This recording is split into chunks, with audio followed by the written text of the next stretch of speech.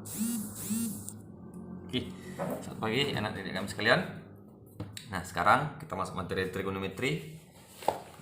Sekarang materi kita itu adalah relasi sudut. Relasi sudut ya. Relasi sudut tiap kuadran. Di kuadran. Oke. Karena sebelumnya kuadran 1 sudah kita pelajari, maka sekarang kita hanya di kuadran 2, 3, dan kuadran 4. Nah, sebelumnya kan sudah mengerjakan tugas yang saya berikan, yang kita ambil dari internet. Saya akan sedikit mengulang kembali. Sebenarnya untuk materi ini, relasi sudut di kuadran 2, 3, dan 4 ini mudah kalau kita memahaminya dengan baik. Artinya apa? Kita hanya perlu bekerja di sudut 180 derajat dan 360 derajat. Jadi tolak ukur kita itu tolak ukurnya sudut 180 derajat dan 360 derajat. Nah, lantas yang 90 derajat dan 270 derajat bagaimana? Itu tidak ada masalah, bisa juga pakai itu. Cuman supaya tidak terlalu banyak yang dihafal, cukup yang dua ini aja. Bukan berarti kita bekerja yang dua ini kita nggak bisa mengerjakannya di kuadran 1 dan kuadran 3, bisa. Yang perlu anak didik perhatikan adalah sekarang mengenai nilai-nilai sin, cos, tangen di tiap-tiap atau masing-masing kuadran. Sebelumnya sudah kita pelajari, di kuadran 1 itu sin positif, cos positif, dan tangen positif. Artinya, jika sudutnya di bawah 90 derajat dan lebih besar dari 0, maka nilai sin, cos, dan tangen itu harus positif. Harus positif. Kemudian bagaimana kalau sudutnya berada di kuadran kedua? Di mana kuadran kedua itu sudutnya besar dari 90 dan kecil sama dengan 180. Contohnya 120, 130, dan lain sebagainya. Maka jika ditanya nilai sinnya, haruslah bernilai positif. Dan nilai cosnya negatif, tangennya negatif. Dan bila di kuadran ketiga, yang positif itu tangennya. Jadi tidak bakalan pernah nilai sin dan cos positif di kuadran ketiga. Jadi manakala ada soal yang tanya nilai tangen, jawabannya harus positif, dan nilai sin jawabannya harus negatif. Dan di kuadran keempat, itu cosnya yang positif, sin dan tangen negatif. Ini sudah kita pelajari sebelumnya. Yang perlu saya tekankan kepada adik kami, bahwasanya kalian harus jeli memperhatikan bagian sudut-sudut di tiap masing-masing kuadran. Ya, jadi tolak ukurnya kita tadi bekerja hanya di 180 derajat dan 360 derajat. Dia boleh dikurang ataupun ditambah, ya. Boleh dikurang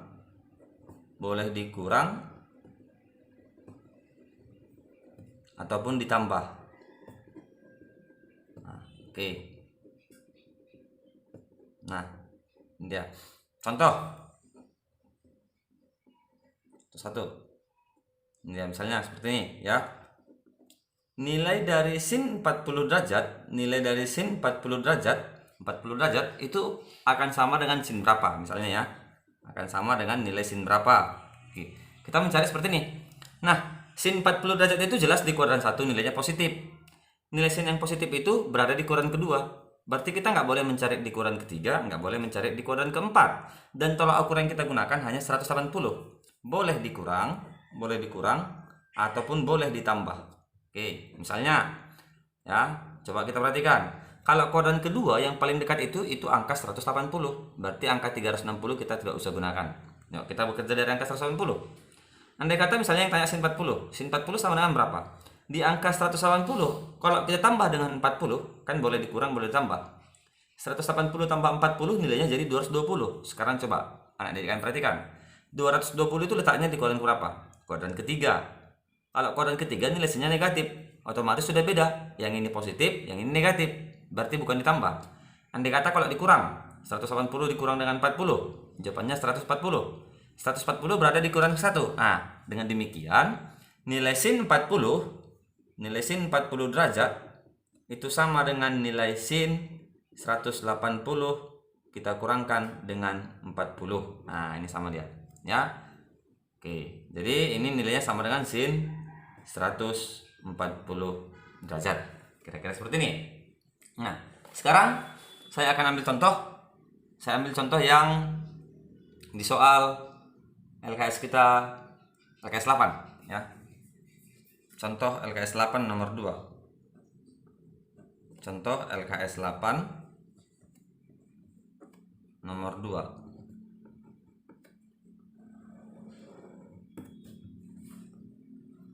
Oke, di sini dibikin nilai sin 235. Nilai dari sin 235 derajat. Dimana kalau kita perhatikan itu optionnya, option A itu min sin 35 derajat. Kemudian option B nya min cos 55. Option C nya cos 55. Option D nya itu sin 55. Dan option E itu 0. Oke, yuk kita perhatikan di sini ya. Sebelumnya kita sudah belajar mengenai kuadran. 235 itu berada di kuadran ketiga. Berada di kuadran ketiga dan nilainya tidak 0. Karena nilai sin yang 0 itu hanya sin 0 dan sin 360. Otomatis sin 0 ini sudah salah. Yang nilainya 0 ini salah. Oke. Kemudian sin 235 kuadran ketiga dan nilainya negatif. Negatif ya. Sini ada negatif. Nah, coba kita lihat. Kalau yang kita mulai dari option A.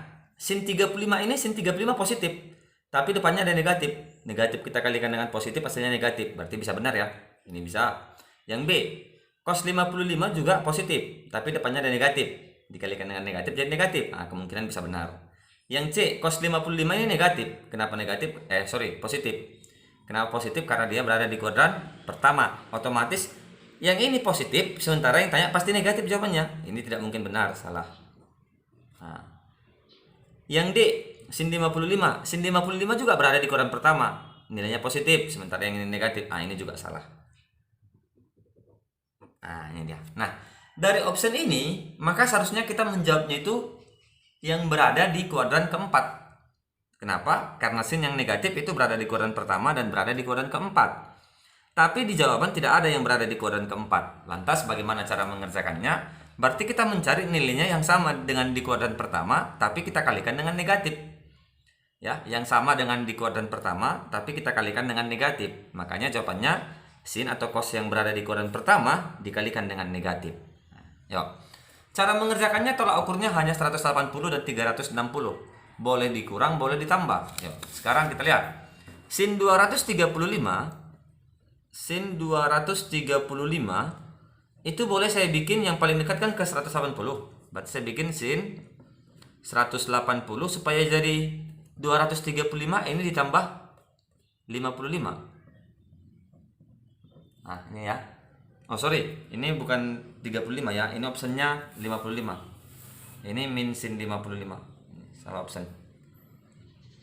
Oke, ya. Ini sin 180 ditambah dengan 55. Maka dengan demikian, yang 180 ini tidak berpengaruh. Dia hanya menandakan bentuk kuadran. Nilainya positif atau negatif. Dengan demikian, sin 235 itu pasti sama dengan nilai 180-nya kita hilangkan, sisa 55. Sin 55. Nah, tapi yang ini nilainya negatif, ini positif. Supaya dia jadi negatif, tinggal tambahkan aja tanda negatifnya di luar. Maka nilai sin 235 itu pasti sama dengan nilai minus sin 55. Dengan demikian, contoh LKS 8 nomor 2 jawabannya itu adalah yang A. Oke, ini dia kira-kira sampai sini. Kemudian kita akan masuk ke soal berikutnya. Coba saya ambil soal yang berikutnya itu yang nomor 6, masih di LKS 8 ya. LKS 8 nomor 6. Oke, nah saya akan ambil 3 contoh, nanti sisanya anak didik kami akan latih ya. Dimana sin theta sama dengan minus 1/5. Kemudian dan tetanya, theta itu berada kecil dari 270 dan besar dari 180. Yang ditanya nilai dari cos theta tambah dengan tangen theta. Nah, di sini jelas bahwasanya yang lebih besar dari 180 dan lebih kecil dari 270 itu merupakan berada di kuadran ketiga. Kalau berada di kuadran ketiga, maka nilai sinnya negatif nilai cosnya negatif, tangennya positif. Jadi yang negatif di sini ini bukan berarti nilainya menandakan bahwasanya dia negatif untuk angkanya, tidak. Itu hanya menandakan dia kuadrannya. Jelas ya? Di kuadran ketiga kan sinnya negatif, makanya nilainya minus 1/5. Lantas untuk mencari cosnya bagaimana, Pak? Untuk mencari tangennya bagaimana? Sama seperti yang kemarin kita pelajari bahwasanya yang ini sebagai sin itu demi, yang ini sebagai depan satunya, dan miringnya sebagai 5. Apakah dia pakai minus? Tidak, minus itu hanya menandakan dia kuadrannya, ya. Jadi mengerjakannya kita minusnya kita hilangkan aja. Yang penting nanti kalian tahu kapan cosnya positif, kapan tangennya positif, dan kapan sinnya positif. Ya. Saya anggap di sini tetanya demi depannya 1 Jadi minusnya tidak usah ditulis. Ya, miringnya 5. Ini dia. Untuk mencari alasnya atau yang sebagai samping itu selain sisi miring kita kurang, berarti akar dari 5 kuadrat kita kurangkan dengan 1 kuadrat. Maka jawabannya ini akar dari 24. Akar 24 itu sama dengan 2 akar 6. Ya, karena 24 4 kali 6. Nah, sekarang kita kerjakan. Cos theta itu sama dengan sami, samping per miring. Sampingnya itu berapa? Sampingnya 2 akar 6 dan miringnya itu 5. Dan tangen theta sama dengan desa 1/2 akar 6. Yang menjadi sering kesalahan anak didik kami di mana tidak memperhatikan kuadrannya, ya. Di sini saya bikin cos theta itu 2 akar 6/5. Sekarang kita lihat nilai cos di kuadran ketiga apakah positif atau negatif? Negatif. Maka cukup tinggal dibikin tanda negatifnya saja. Udah, negatif 2 akar 6/5. Nilai tangen di kuadran ketiga bagaimana? Positif. Jadi tidak masalah, dia tetap nilainya positif. Maka kalau ditanya cos theta tambah dengan tangen theta itu sama dengan minus 2 akar 6/5 tambah dengan 1/2 akar 6. Penjumlahan bilangan pecahan ini cukup tinggal kita kali silang. Ini kita kali silang kemari. Yuk, kita kali silang. 2 akar 6 kali 2 akar 6 itu hasilnya minus 24. Sorry, ada minusnya di depan. Minus 24. Kemudian 5 kali 1 tambah 5 kita bagi dengan, ya, 5 kali 2 10 akar 6. Minus 24 tambah 5 itu minus 19/10 akar 6. Nah, manakala ini ada bentuk akar di bawah, boleh kita kalikan sama-sama dengan akar 6/akar 6. Maka jawabannya minus 19 akar 6 kita bagi dengan akar 6 kali akar 6, 6 kali 10, 60.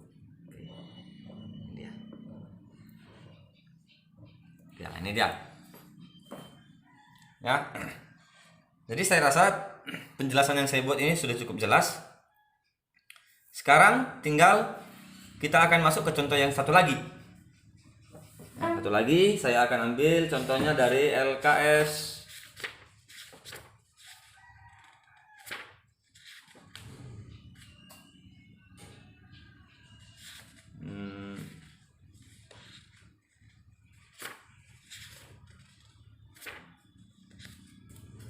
Oke.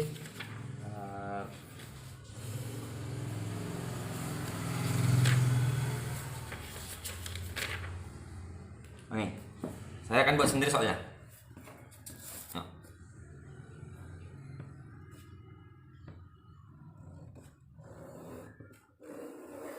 Oke.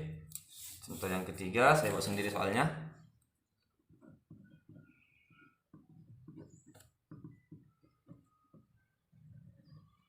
Oke. Nah, sekarang saya akan buat sendiri. Yang diketahui cos A diketahui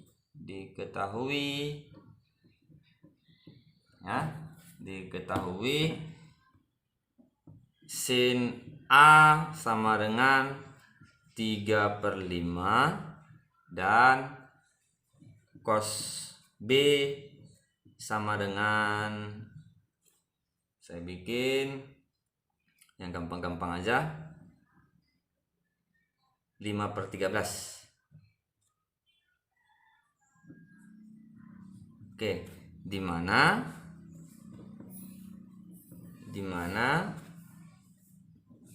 A itu A sudut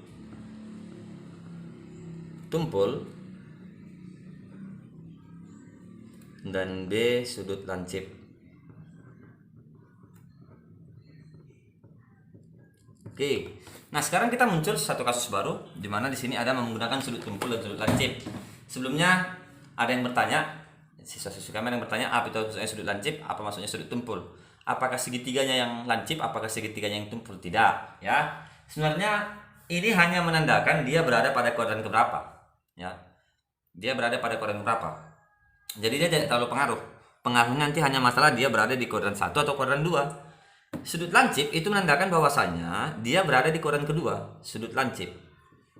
Sudut tumpul. Sudut tumpul ini artinya sama dengan kuadran 2. Yang dengan kata lain maka dapat dipastikan bahwasanya A itu berada pada kuadran kedua. Nah, ini dia. Dan kalau dikatakan sudut lancip itu dia berada di kuadran 1. Oke, nah ini dia kira-kira ya. Nah, lantas coba kita perhatikan sekarang. Di mana pengaruhnya nih antara sudut tumpul dan sudut lancip? Nanti yang pengaruh itu di nilai yang di kuadran kedua, atau yang di sini saya bikin sudut tumpul. Anak-anak kami beranggapan bahwasanya ketika sin A-nya 3/5, maka yang lain juga pasti positif, belum tentu. Ya. Nanti pasti di sini slabnya, di nilai sinnya. Nah, di sini. Oke ya. Maka yang perlu kita perhatikan sekarang, kenapa nilai sinnya positif? Ya karena memang kalau sin di kuadran kedua itu memang masih positif, kuadran kedua positif. Nah, nanti yang pengaruh untuk apa? Untuk cos dan untuk tangen. Kita akan mencari nilai tangen A tambah dengan tangen B. Oke, kita mencari nilainya nih. Berapakah nilai dari tangen A tambah dengan tangen B? Nah, kita mengerjakan ini menggunakan dua segitiga. Ada segitiga yang sudutnya A dan ada segitiga yang sudutnya B. Karena di sini ada dua sudut, ada sudut A dan ada sudut B. Kita bikin yang pertama segitiganya di sini. Oke. Ini saya bikin A, di mana sin sama seperti sebelumnya, sin itu demi. Oke, berarti depannya 3, miringnya 5. 35 biasanya sudah sering kita gunakan, jadi tidak usah berlama-lama lagi. Pasti sini 4 kan? Itu 5 kuadrat, kita kurangkan dengan 3 kuadrat, akar 16. Kemudian ada segitiga yang kedua. Saya bikin juga di sini B-nya. Tapi yang dikasih tahu itu cos. Cos B-nya 5, sampingnya 5, berarti miringnya 13. Kita mencari yang ini dulu ya.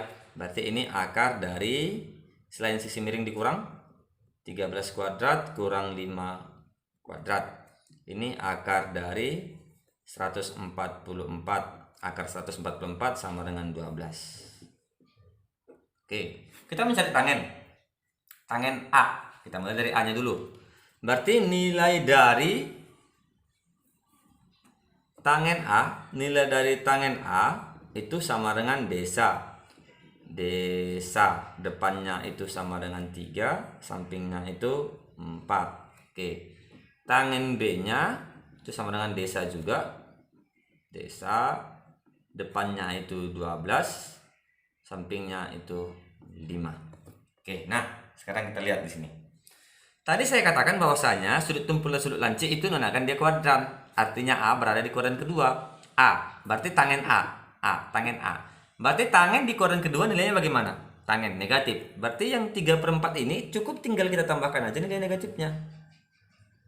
Nah, seperti ini aja. Jadi nggak terlalu pengaruh, hanya pengaruh nilainya positif atau negatif. Nah, B, tangen B, kuadran 1. Kuadran 1 nggak pengaruh, kenapa? Karena semua positif. Berarti tangen B-nya tetap 12/5. Maka dengan demikian soal ini yang ditanya tangen A tambah dengan tangen B itu sama dengan tangen A-nya minus 3/4 tambah dengan tangen B-nya 12/5. Kita kali silang. Kali silang di bawah juga dikali. 5 kali min 3 itu min 15. Tambah dengan 4 kali 12 itu 48. Per di bawah dikali 4 kali 5 20. 48 tambah min 15 itu 23. kita bagi dengan 20. Dengan demikian kalau ditanya nilai dari tangen A tambah dengan tangen B, nilainya adalah 33/20. Oke. Saya rasa cukup demikian contoh yang saya buat kepada adik-adik kami. Oke. Jadi untuk tugas-tugas berikutnya akan saya share, dan videonya juga akan saya share ini. Video-video pembelajaran berikutnya akan saya share ulang. Maka tetap semangat, nanti tugasnya akan menyusul saya kirimkan. Jadi untuk materi berikutnya akan saya buat juga video pembelajarannya. Untuk materi ini aja dulu, dan seperti biasa tugasnya juga harus on time dikumpulkan. Demikian dulu kepada siswa-siswa kami sekalian, selamat pagi.